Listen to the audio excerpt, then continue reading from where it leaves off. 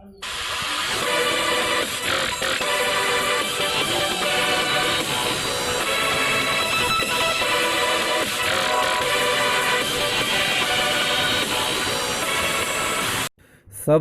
कीजिए हमारे YouTube channel Sanskrit forever को और प्रेस कीजिए बेल आइकॉन को ताकि भविष्य में अपलोड की गई वीडियोस की नोटिफिकेशंस आपको मिलती रहें। धन्यवाद।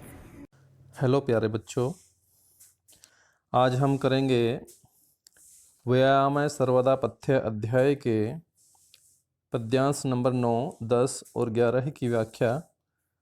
इनके साथ ही हमारा अध्याय ये पूर्ण हो जाएगा। तो प्रारंभ करते हैं व्याख्या। पद्यांश नंबर 9। सर्वेषु ऋतुषु अहर्ह पुंभिर आत्महितैषिभिः बलस्य अर्धेन कर्तव्यो व्यायामो हन्ति अतो अन्यथा। अतः इसलिए आत्महितैषी भी अर्थात अपना हित चाहने वाले पुंभी पुरुषों के द्वारा सर्वेषु ऋतुषु सभी ऋतुओं में अहर्ह हर दिन या प्रतिदिन बलस्य अर्धेन आधे बल से अर्थात आपकी जो शारीरिक अक्षमता है उसके आधे बल से व्यायाम है कर्तव्य व्यायाम किया जाना चाहिए, अन्यथा हन्ति नहीं तो हानि होती है। दोबारा फिर देख लिए कि अपना हित चाहने वाले पुरुषों के द्वारा सभी ऋतुओं में प्रतिदिन आधे बल से व्यायाम किया जाना चाहिए, नहीं तो हानि होती है। तो मनुष्य में जितनी शारीरिक अक्षमता है, जितना बल है, उस अपने आधे बल से ही मनुष्य को व्यायाम करना चाहिए नित्य प्रति। अग्रिम पद्य में अब आधे बल का लक्षण बताते हैं। अग्रिम पद्य नंबर 10।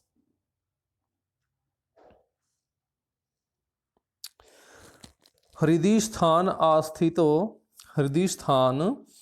स्थितो वायुर्यदा वक्त्रं प्रपद्यते व्यायामं कुर्वतो जन्तोः तद बल अर्धस्य लक्षणम।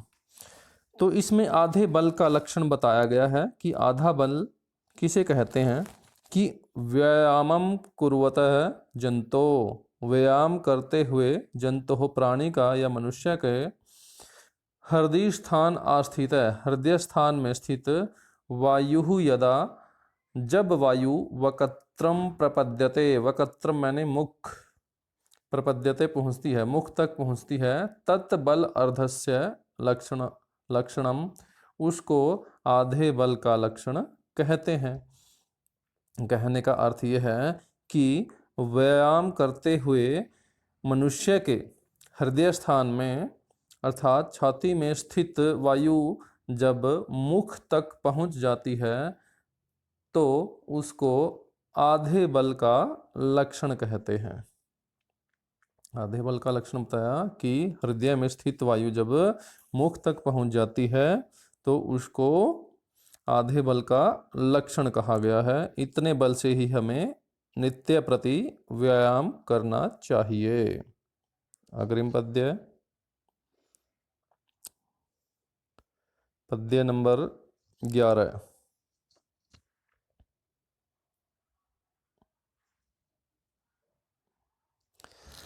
वयोबल शरीराणि देश काल असनानि च समीक्ष्य कुर्याद व्यायामम अन्यथा रोगम आपुन्यात्। आगे फिर कहते हैं कि हमें व्यायाम करने के लिए क्या क्या सावधानियां, किन किन चीज़ों को ध्यान में रखना चाहिए, वो बता रहे हैं कि एक तो आपकी आयु को आप ध्यान में रखते हुए व्यायाम कीजिए। आपकी आयु कितनी है, आप कहीं बहुत छोटे तो नहीं हैं, कहीं बहुत ज़्यादा बुजुर्ग तो नहीं हैं, तो आयु के अनुसार भी व्यायाम होते हैं। तो एक तो आयु आपकी बल शरीराणी, और एक आपका शारीरिक बल कितना है उसको भी ध्यान में रखिए। देश काल असनानी च, और देश अर्थात स्थान, किस स्थान पर आप रहते हैं, गर्म ठंडे कैसे स्थान पर आप रहते हैं, स्थान का, काल अर्थात समय का, समय कौन सा है, सर्दी ऋतु है, गर्मी ऋतु है, किस प्रकार की ऋतु चल रही है, अर्थात समय कौन सा है, असनानी च, और आपका भोजन क्या है, असन मैंने भोजन, आपको किस प्रकार का भोजन मिलता है, किस प्रकार की आप डाइट लेते हैं, क्या संतुलित आहार लेते हैं या नहीं।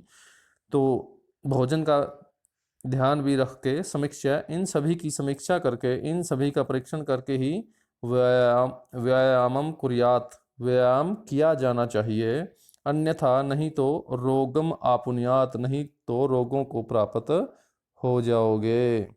तो इन सभी का ध्यान रखना चाहिए। दोबारा फिर देख लीजिए, आयु का, अपने शारीरिक बल का, स्थान का, समय का, और अपने भोजन की, इन सभी की समीक्षा करके ही व्यायाम किया जाना चाहिए, नहीं तो रोगम आपुन्यात, रोगों को प्राप्त हो जाओगे।